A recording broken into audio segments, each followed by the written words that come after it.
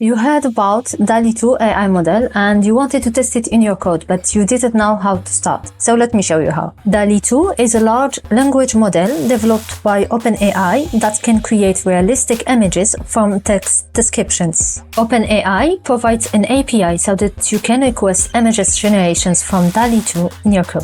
I am going to give you 7 simple steps that you can follow to use the OpenAI API to request an image generations from dall-e2 in your Python code. Step 1. Create an account in OpenAI. Go to OpenAI, click on Sign Up, then create your account. Step 2. Create a key and copy it. Click on your personal account icon. Click on View API Keys. Click on Create New Secret Key.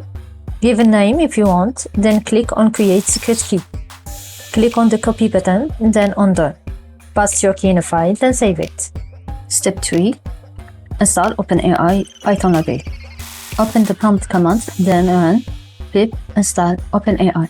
Step 4. Make a request in your code. In your Python code, import OpenAI, define the API key using the key of created area, then make the request to the model. In the request, you specify the size and the number of images to produce, and the text prompt that describes the image to generate. In our case, we will request only one image.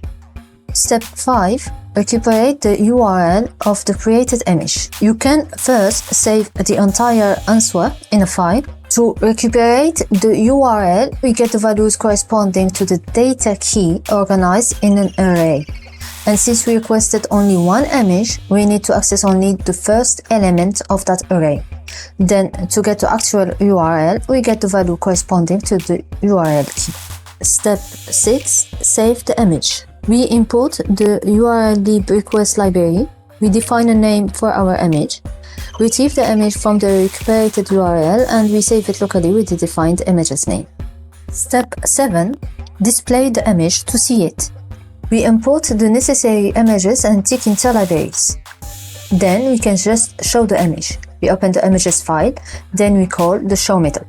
We can also create a TK window, resize our image and create a photo image object.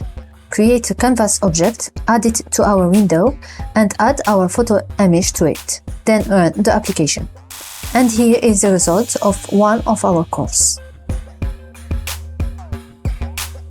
In this code, we requested an image generation from dall-e, but I also used a Canva widget to display the image inside my app. So if you want to know about another use of the Canva widget, you can check this suggested video. Thank you for watching and see you in the next video. Bye.